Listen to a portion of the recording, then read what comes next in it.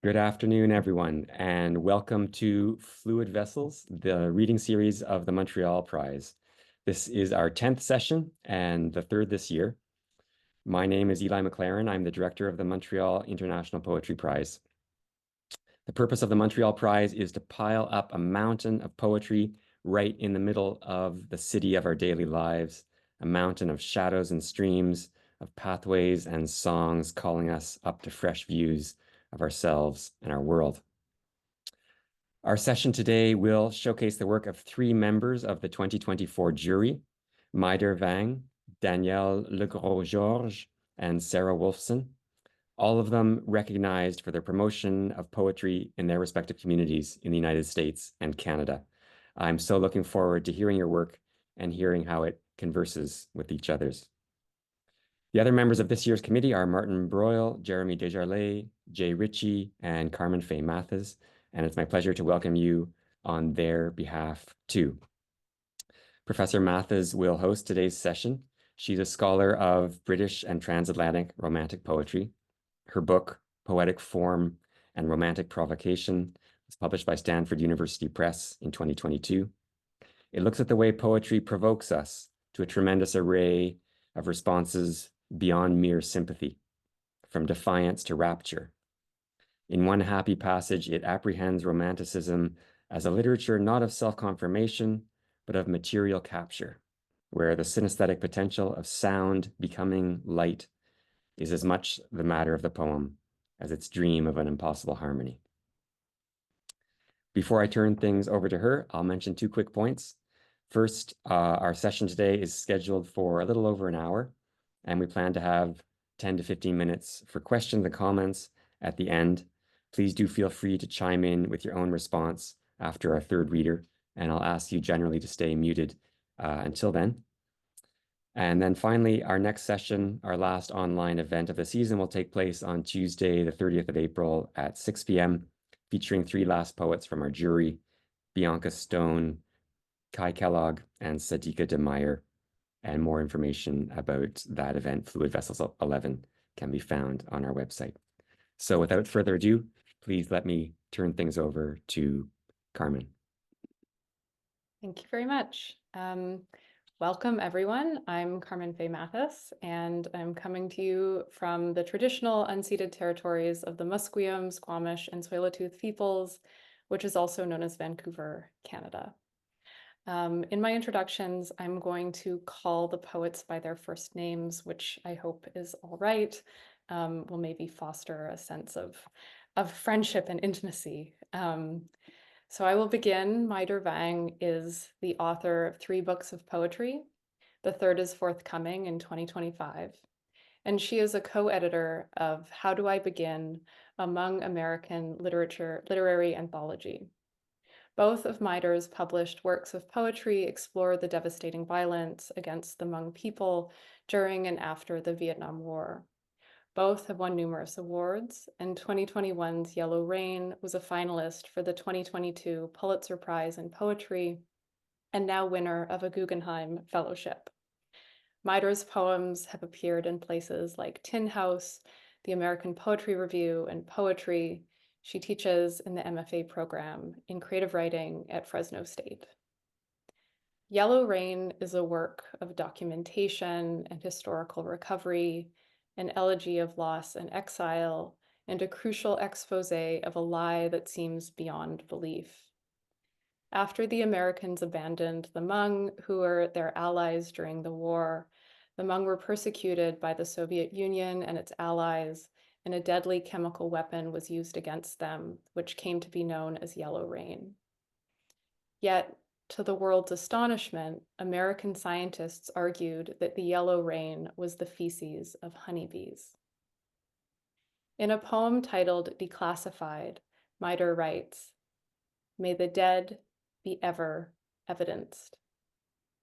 In They Think Our Killed Ones Cannot Speak Us, she writes, "A toxin is a toxin, is a toxin, is the man. Made truth is the dead who leave everything behind." Over the course of the book, which took 10 years to write, Mai Der collages declassified documents, newspaper articles, a doctoral dissertation containing crucial insights, and other sources into shatter patterns that are the breaking of a dominant narrative that still exists if you check the Wikipedia page for Yellow Rain. Mai Der, thank you for being here, and I'm turning it over to you. Thank you so much for that beautiful introduction. Thank you to the Montreal International Poetry Prize for having me. Thank you to my fellow readers. Thank you to this wonderful reading series, and thank you to all of you for being here. So I'm going to read just a few poems. I think I'll start with a poem from my first collection, Afterland. This was a poem that I wrote for my parents. I'm a daughter of Hmong refugees, and my parents resettled here in the United States just after the US withdrew from its wars in Vietnam and Laos. And so this is a poem I wrote for them. Dear exile, never step back, never a last scent of plumeria. When my parents left, you knew it was for good. It's a herd of horses never to reclaim their steps. You became a moth hanging down from the sun. Old river calling to my mother kept spilling out of her lungs. Ridgeline vista closed into the locket of their gaze. It's the Siberian crane forbidden to fly back after winter. You marbled my father's face, floated him as stone over the sea. Further, every minute, emptying his child years to the land. You crawled back in your balm. It's when the banyan must leave, relearn to cathedral its roots. So I'd like to share a few pieces from Yellow Rain, and that was such a lovely and helpful introduction that you did, Carmen, that it sort of saves me from having to do it. But there's so much value. I mean, so many things you said were so valuable to what I would have shared about it. And this is definitely a work that for me continues to resonate and continues to sort of thread through everything that I continue to write about. This whole topic of Yellow Rain and the whole act of documentary poetry and researching and digging through archival materials. So I'd like to read the first poem from the collection, and this is a poem that I wrote that sort of helps guide the reader through the collection. Guide for the channeling. Toward a worn legacy of rain, I have been lost down every jungle path, adrift and senseless to split open a cascade of knowing. I have tried with all my limber to keen a credo of justice, shelter those who solace inside graves. I have been boiled in my bladed search, opening with questions of a deserted pain to end with a cemented breath shattered into silk. This is where I am taking you, into a discarded vista blowing forth a silent blaze. Here in sunk villages of the disregarded, here where even the dirt of the land cannot muster against the threat of air. Biomedical, vegetation, munitions unfound, every footprint incarnate. Where highlands tangle their echoes to the ground, a place no matter how remote will always be too near and too much a reminder of an expired war. Refugees not called as people, only to be called the outcome of an event. We are venturing into swell beyond swelling of paperwork and protocol, slips of memo and routing, cable and classified meeting. Here is the talk. Biological weapon, yellow spots, apiary blame for decades to wane and cold file.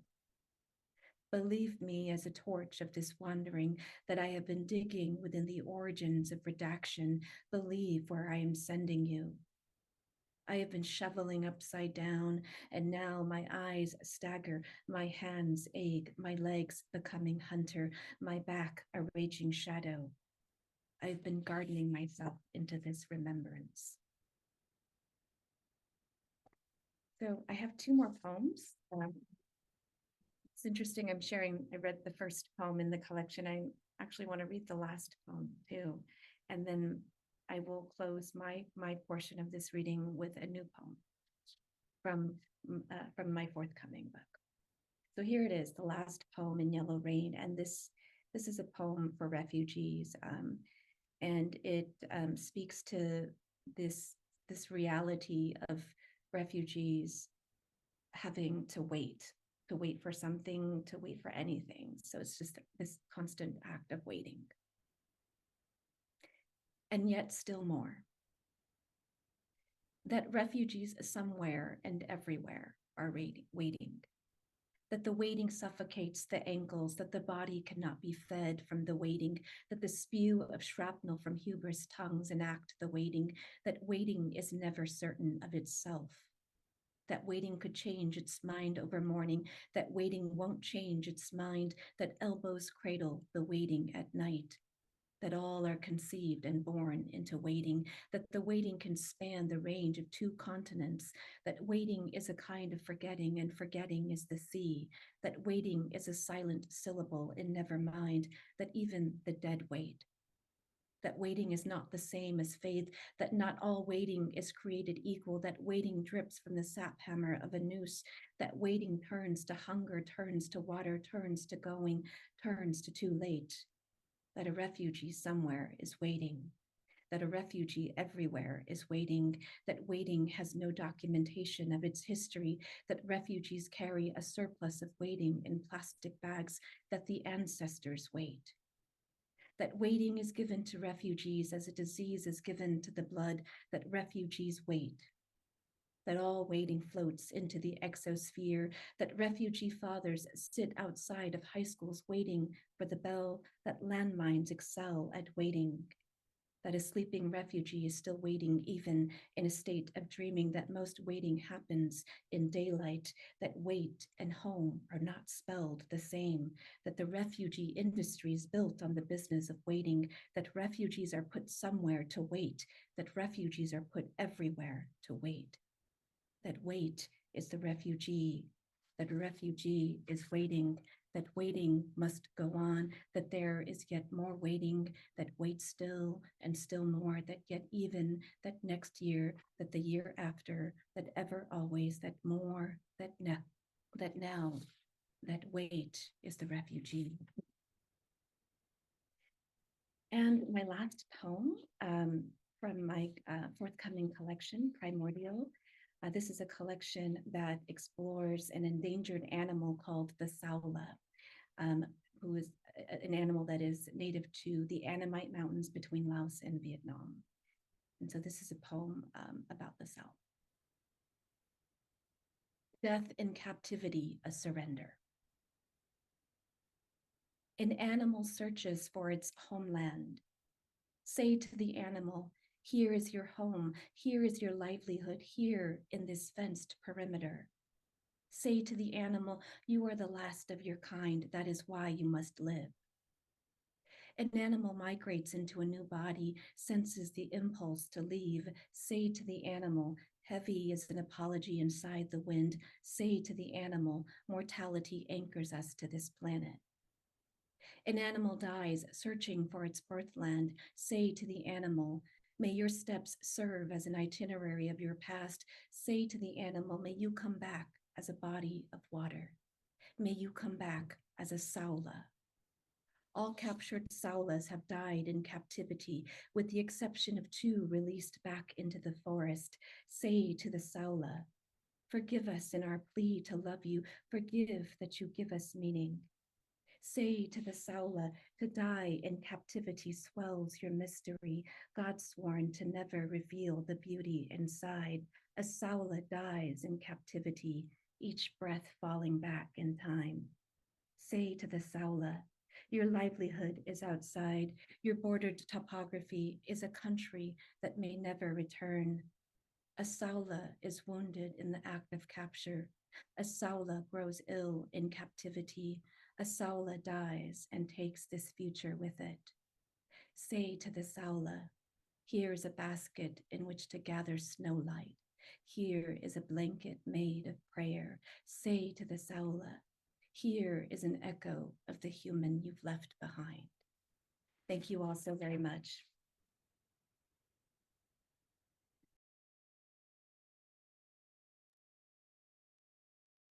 All right. Danielle Legros Georges is a Haitian-born writer, translator, editor, and author of books of poetry, including The Dear Remote Nearness of You, and most recently, Island Heart. Danielle's family immigrated from Haiti to America when she was a child, and her poetry dwells in and on questions of movement and belonging, place and identity. She is Professor Emeritus of Creative Writing at Lesley University in Cambridge, Massachusetts, and served as the second Poet Laureate of the City of Boston from 2015 to 2019. Of the importance of poetry, she has said, quote, it allows us access to other minds, other experiences. It allows for empathy, it carries knowledge, and it's a space in which one can make the self. In Island Heart, Danielle brings readers into contact with the intimate self-making of Ida Faubert, a 20th century Haitian French poet whose poems Danielle translates into English for the first time. Born in Port-au-Prince and raised in Paris, Faubert didn't quite fit the mold of either culture. Faubert's style is decidedly romantic, favoring fixed forms, perfect rhymes, and spontaneous overflows of powerful feeling. In her translations, Danielle keeps the shapes of the poems while also allowing for movements of language and line that spill out beyond the forms of the originals. The rich imagery remains, and the perfumed atmospheres of Caribbean nights that suffuse many of the poems make of Faubert's meditations on loss, desire, and the soul a tactile, humid kind of embodiment. Thank you, Danielle, for bringing Faubert to us, and thank you for your reading today. Thank you, Eli, Martin, Mathilde, and the committee for the invitation to read. And I'm happy to be sharing space with Mai Der and Sarah. A stateless poem. If you are born and you are stateless, if you are born and you are homeless, if your state and home are not yours, yet everything you know, what are you? Who are you? And who am I without the dark fields I walk upon, the streets I know, the blue corners I call mine, the ones you call yours? Who am I to call myself citizen and human and free? And who are you to call yourself landed and grounded and free? Who is judge enough? Who native? Who other? And who are we who move so freely without accents of identification, without skin of identification, with all manner of identification, with gold seals of approval, with stamps of good fortune, with the accident of blameless birth? Who are we to be so lucky?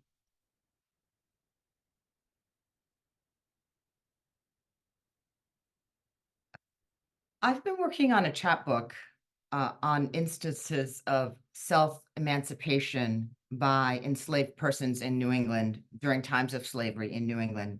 So I've been reading a lot of legal cases, as well as fugitive slave ads, many ads, in which the writers attempt to describe the runaway who has absconded with herself, himself, themselves. Writers trying to figure out how to describe Blackness in many cases. So you'll hear some of the language directly from the ads in this poem, then what I hope is a poem around that language. This is entitled The Many Names, and I open with an epigraph by a line of Eric Morales Franceschini's. Black, negro, once meant the color of the night sky, nigrum. The Many Names. Once meant a line of demarcation so clear as to be a sword. Once meant wholly distinct, extinction mark, attempt, meant many names for the status, complexion meant description bade for the body, its recovery, the body, how like the dark obsidian mirror through which such strata surface and disappear in the night, is deep black, is coal black, is jet black, is very black, is handsome black, is pretty black, is of dark color but cannot be said to be black, is of black cast but not the very blackest, is of a dark griff color, a copper color, an olive color, a dark brown and gingerbread color, is of a pale complexion, tawny, yellow, is of a light color, of a swarthy complexion, of a brownish complexion, is blacker than common, with a remarkable Roman nose, is of a reddish complexion, is of the color of morning before first light, the color of cusp and nerve, the color of morning deferred.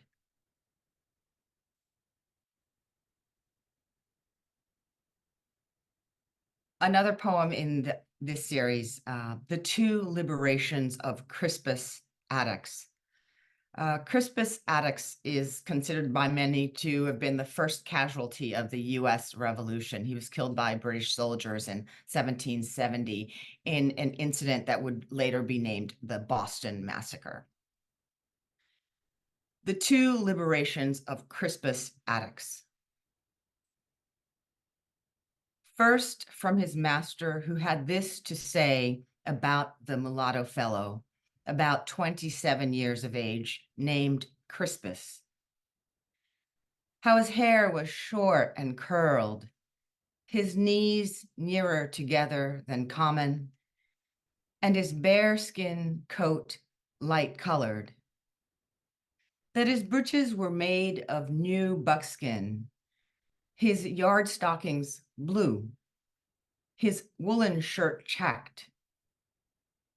What he did not see is what he did not see. The empty space of Crispus, how like smoke, like nothing, like dust he disappeared. So to write him in, to restore the it of him, the ad and mugshot paid for and run, October 2nd, 1750, Boston Gazette. Whoever shall take up said runaway and convey him to his above said master shall have 10 pounds, old tenor, reward and all necessary charges paid. And all masters of vessels and others are hereby cautioned against concealing or carrying off said servant on penalty of the law. For the weight of him, for the worth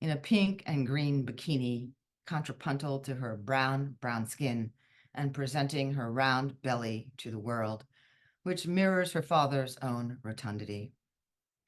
I'm just hanging back with my ex-husband because we're friends like that and vacation together from time to time.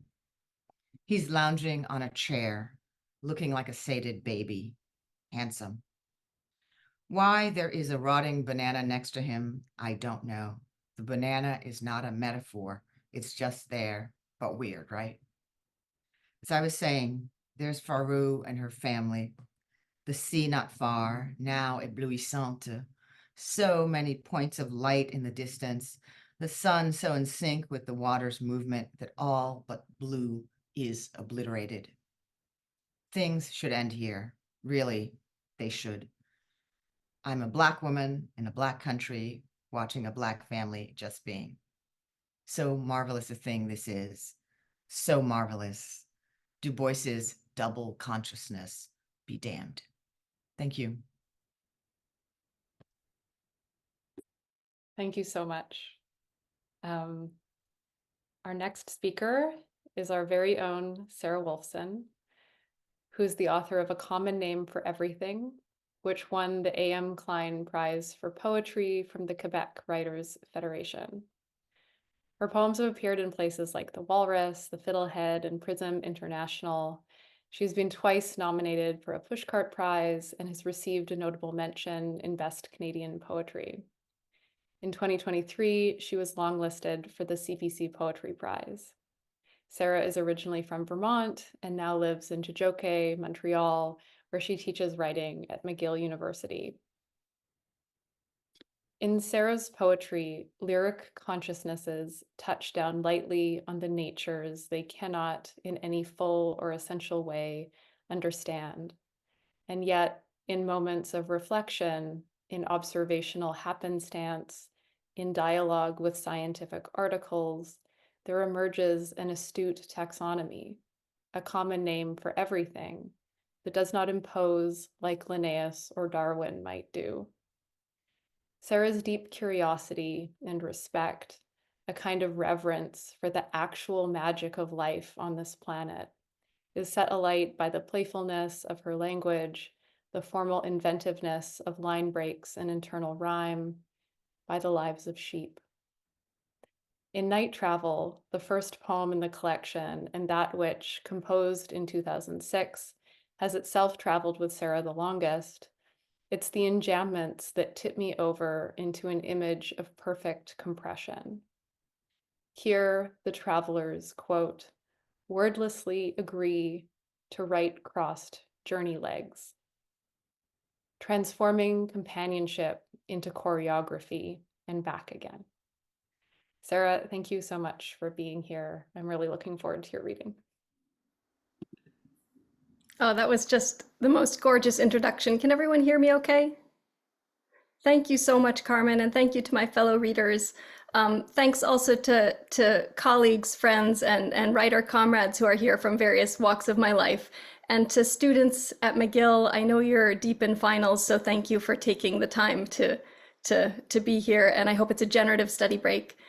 I also want to lastly thank the folks at the Montreal International Poetry Prize who have welcomed me both as a poet and a colleague. Although I'll start by saying I think they got the order of events wrong. I was clearly meant to be the warm-up act for these formidable poets who are both on and deserve to be on the syllabi I teach from. So I'm honored to be here with all of you. I'm going to read 5 poems today, 3 from my book, A Common Name for Everything, and 2 newer poems that are out this year in journals.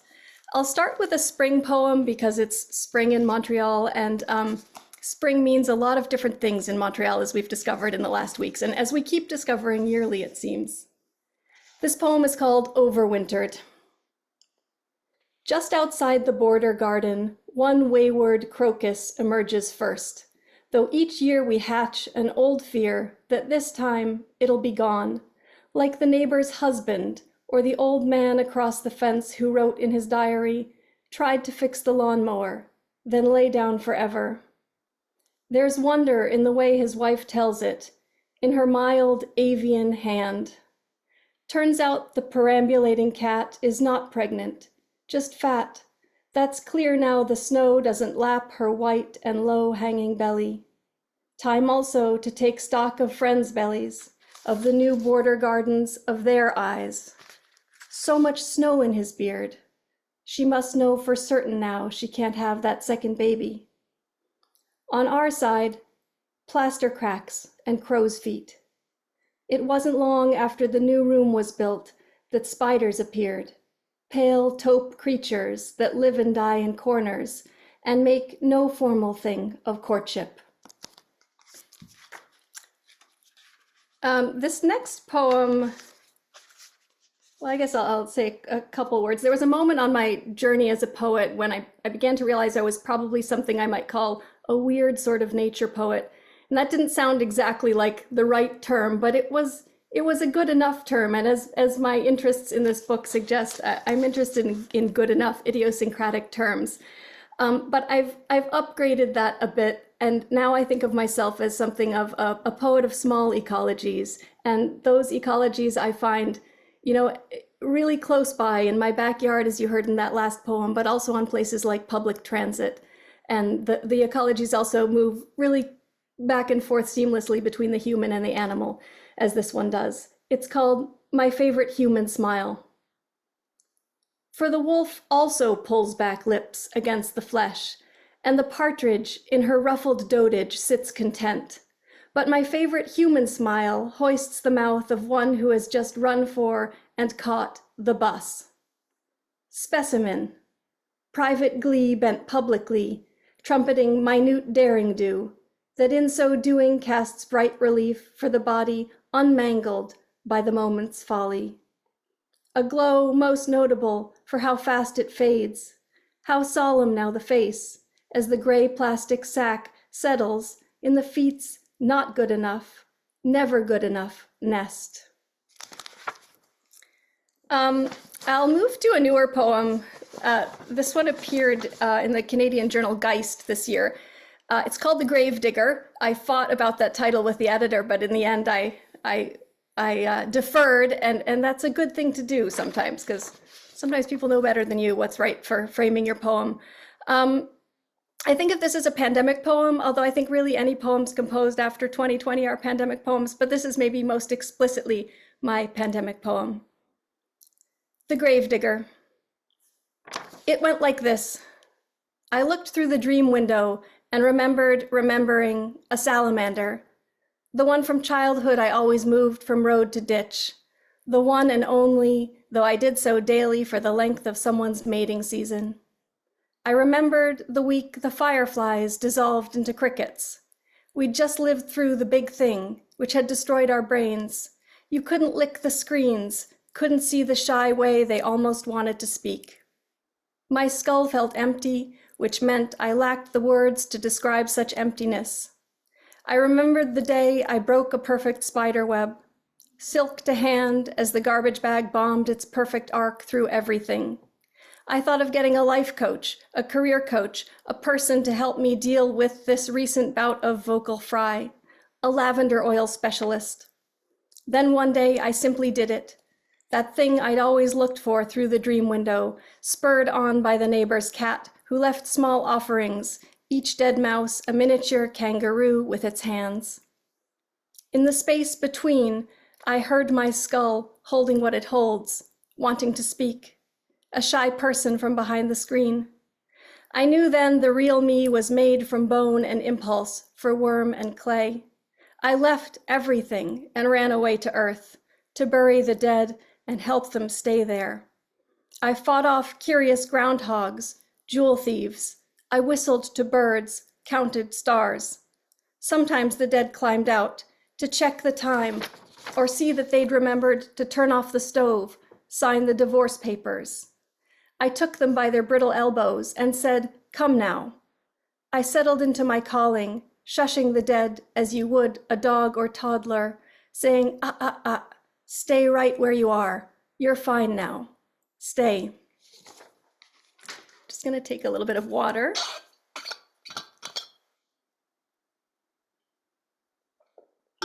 The next poem I'm gonna read is also something of a pandemic poem. like so many people, I apparently rediscovered sourdough and gardening early in the pandemic. And so those early weeks, my desk was kind of a sprawling mess of Zoom teaching apparatus and garden. And this poem grew out of that setting. It's called, oh, I should also say it's sort of a sonnet approximate. I think it can reasonably call itself an unmetered, unrhymed sonnet. It's called What I Like About Beans. That sure way, after they unfurl from their tiny selves, the plants retain a flap of former life, the seed relic sliding down the stalk, lower and lower, a set of not quite wings and not quite leaves.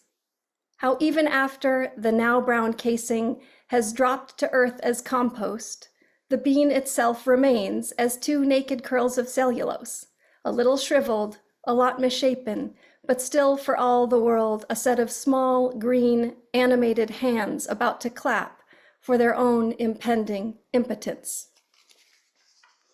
Just say that one also appears in this wonderful anthology, The Wonder of Small Things, Poems of Peace and Renewal, which I get no benefit by mentioning, so I'm mentioning it to you. It's a really lovely anthology if you want a gift for someone you love. I will finish up with a poem back in my book. This poem is, I guess I'm going to beg your patience a little bit when I read it. It's called Some Conditions, and it delivers on the promise of that title in that it is sort of a litany of conditional clauses. So wish me luck, and thanks for coming. Some conditions.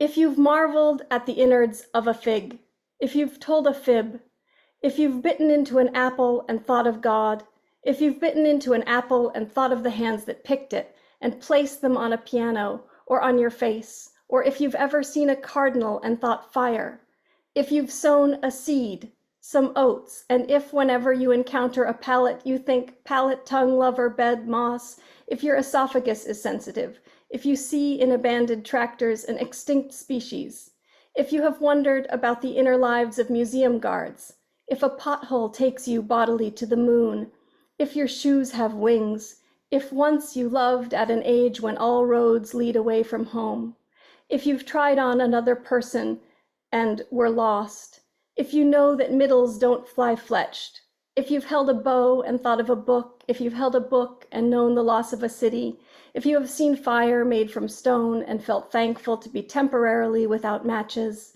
if you know that even the errant leave footprints, if you can't say mud without thinking muddled, if you're a mother, if your mouth messes up, if idioms are your house guests, if you ride a lark to work, if for the faces of angels you choose pelicans, if you name the large gray moth beating at your window and listen for patterns in its percussion, if you switch off the light so the moth will find another way, if you believe in ways, if you believe in the species, if you believe above all in plural declension, if the two words you send to space are shoal and diphthong, if you believe in open concept labyrinths in floating the risen rivers, if you believe in buzzards, if you believe in cairns and monoliths, in stone markers in all their forms, if you believe at any moment any being might abruptly change direction. Thank you.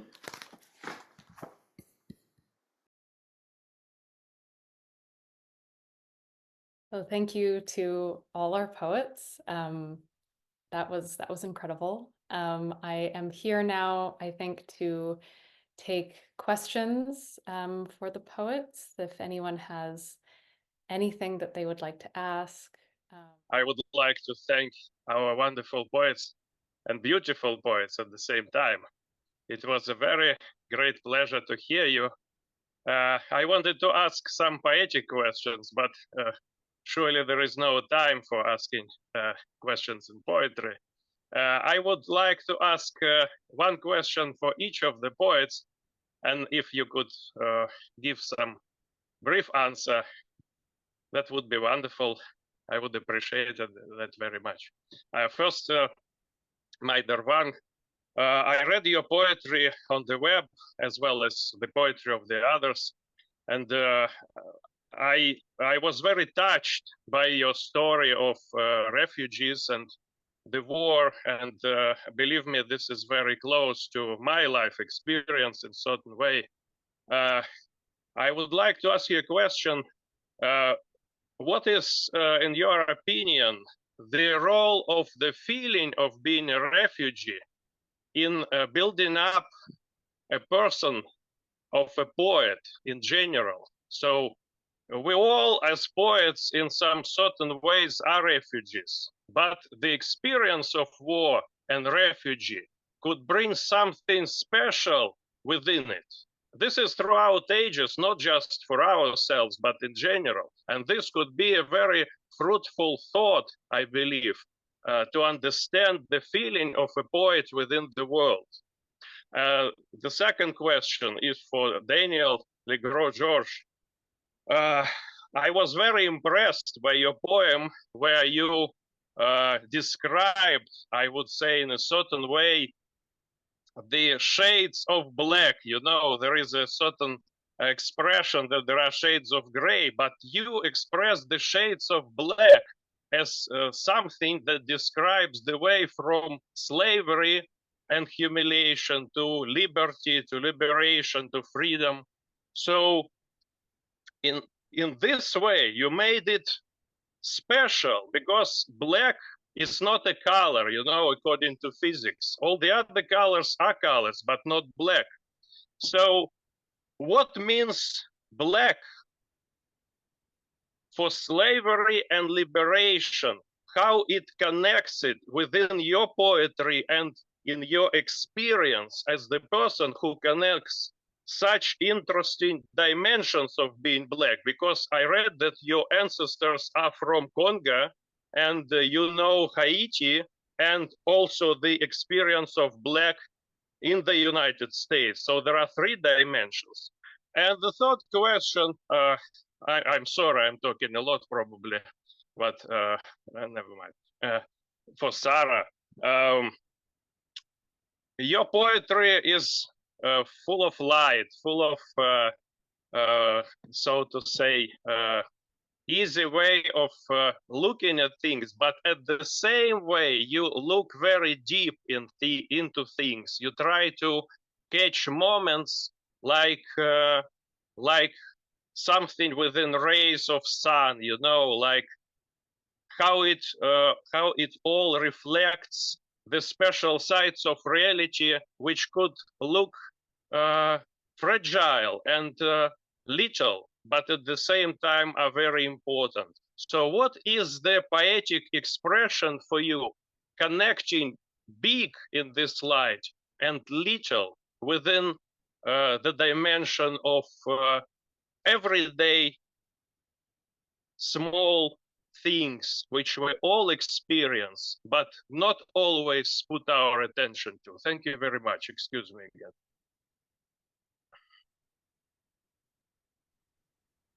So I'll start with my response. Thank you for that question. And so I'll speak just very quickly about my sort of my experience being a daughter of Hmong refugees, growing up in a traditional refugee family, and how that has shaped my poetry.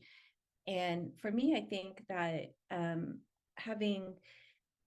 having had that experience, having been born into sort of a situation that obviously I had no control over, and how that has shaped my work is been sort of interesting, because I think in many ways, for example, the Hmong, the story of the Hmong arriving as refugees to the United States is one that very few people know about. Oftentimes, I'm having to sort of explain to people first who Hmong people are before I can even talk about the fact that we have poetry too, or that we exist in poetry as well. So I think it's been interesting. It's just sort of having to kind of do a lot of that contextual work within my own poems too, on top of wanting to just write poems in general. And I've not sort of written specifically about my parents' experience, but I have drawn upon it in a lot of the work that I do, and it continues to sort of inspire me in thinking about about sort of the future of literature, and the potential for literature to sort of expand into other spaces, like the space of my own community, for example. So I think that that's what I would say quickly, is just, that it's been in one way a driving force, but on the other hand, it's also been sort of in something that I've had to carry, whether I wanted to or not, this experience of being a daughter of refugees. And that has found its way, that sort of that conflict, but that sort of those complications and those contradictions have found their way into my work. So thanks for that question. And thank you for my question and for your great point of what Blackness represents in physics, which is a lack or a famine, if you will. But in art, Blackness is an abundance of color. And so I think in thinking about, these ads and writers attempting to describe Blackness, I end up with this block of blackness, which in the poem, and as I recite it, for me, is beautiful. The repeated, the repetition of black in some ways brings it out of a space of humiliation and into the light, if we want to use into a space into solidity, right? While at the same time, I'm thinking about, the Blackness enabling the Black bodies being enabled by night. So a bunch of ideas that I'm working through. I'm also thinking about, Blackness as a and racism, of course, as human constructions, and how to turn them in some ways, how to examine and transform and turn them. I don't know if I've responded to your question, but I have appreciated your question. That's a good segue for me, because I don't know if I am able to respond to your question, because you described with such accuracy the way that I find my mind meeting the natural world. And I think one of the things I'm really interested in is how to capture kind of these highly textured tapestries of nature, both as whole things and as little tiny, almost microscopic parts. And so I really can't add much to what you said, because it's so true to my experience, but I will say that that's why the cover of my book is a piece of fiber art by the Canadian textile artist Dorothy Caldwell, because I thought it really captured that way of looking that I seem so interested in doing.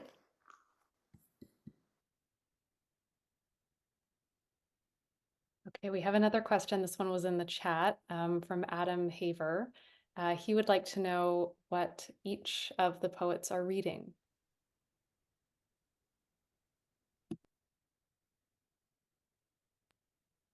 Maybe we'll go in the same order. Oh, sorry. It's okay.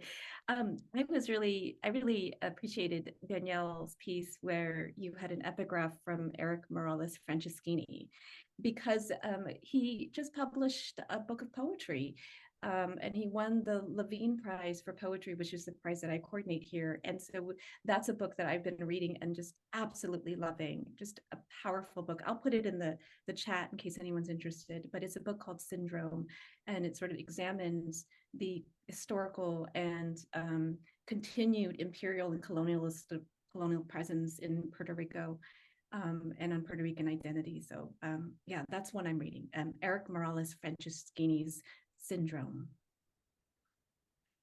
Thank you, and I second that motion. I've also been reading the work of Dunmi Choi, and a novel I just finished is entitled Village Weavers by Myriam Chancy, a wonderful Haitian Canadian American writer who follows the friendship of two girls who I don't want to reveal the really important piece of information, a really important piece of information that may inform your reading. But it's a really great novel that tracks Haitian history of the 1940s through the the aughts, actually. A great novel.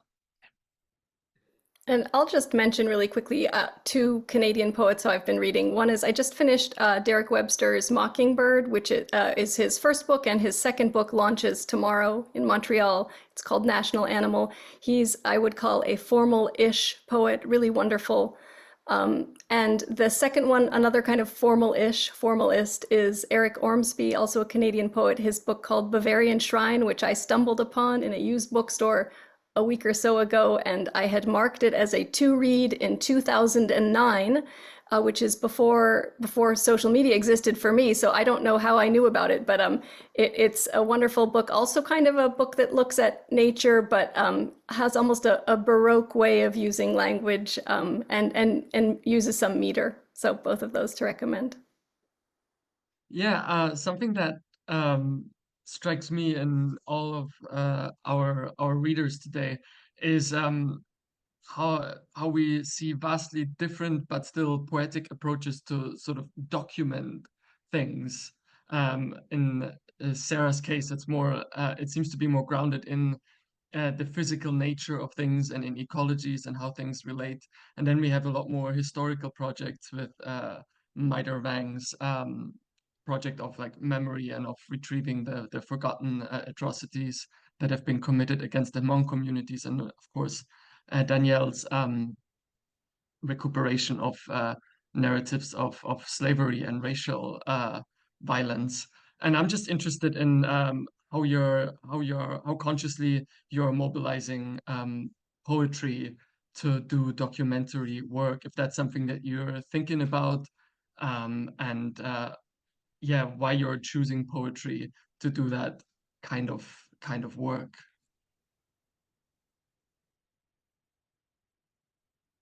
I'll begin by saying that poetry for me has always been a mode of inquiry, a means to understand myself, my various histories, particularly as a person of African descent, as a Haitian, as a Black person, as a Black woman. So I don't know that I was doing poetry before I was doing inquiry, or and so that's why the archives and documents are especially interesting to me, and exploring missing narratives. I will jump in to say that I actually didn't read any of my poems that incorporate other texts, although there are a few. They tend to incorporate academic texts about biology. And I think I go to those because of sound, so for completely different reasons, because the sound of those texts is its own ecology that I want to sort of jump into. But I liked what you said, Martin. I forget what you said, but I liked what you said about, observation as documentation. So that feels true also.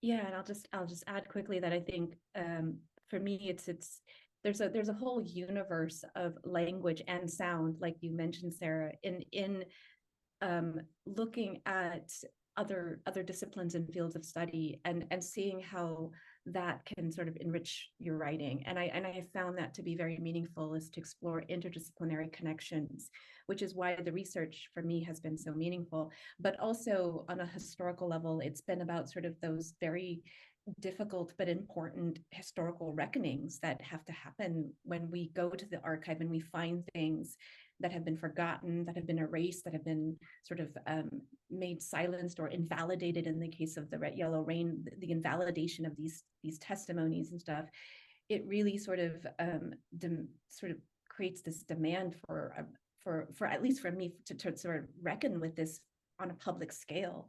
And so doing that in poetry has been extremely satisfying because of the dexterity of language to do that through, but also just being able to kind of shed new light on these documents and recenter those narratives has also been a point to sort of start some kind of reconciliation or healing with it. Wonderful. So I think this is probably my cue to step in with Carmen's permission to conclude our session. Yeah, Martin's question was very summative. Thank you, Martin, for your analysis. It's been wonderful to see how all of your work has spoken to each other. I find myself also thinking about how you all are bringing a documentary attention to your work in the archive, in engaging with history, in engaging with the everyday. You sort of given us a definition of poetry as a kind of documentary attention. And it's wonderful to see that resonating as we listen to the work of all three of you. It's also interesting to think about how all three of you are braiding the political and the aesthetic together, how you're finding ways to write poetry for yourself, but also for others, for the world, for your country, for your community. And that, in a sense, I appreciate as an impetus for the aesthetic creativity of poetry, you know, to start try to say something that's going to matter to the public. And so we've seen really different aspects of that this afternoon, for which we're all very grateful. Finally, we've seen sound becoming light, and your insights are going to stay with us for the rest of the day, for the rest of the week. So on behalf of the Montreal Prize, one more time, thank you so much for your work today. And I wish you all a really lovely evening. And say quickly that yes, the session is recorded and we'll edit it lightly and put it up on YouTube before long and share the link with you all. So thank you. Thank you so much, everyone.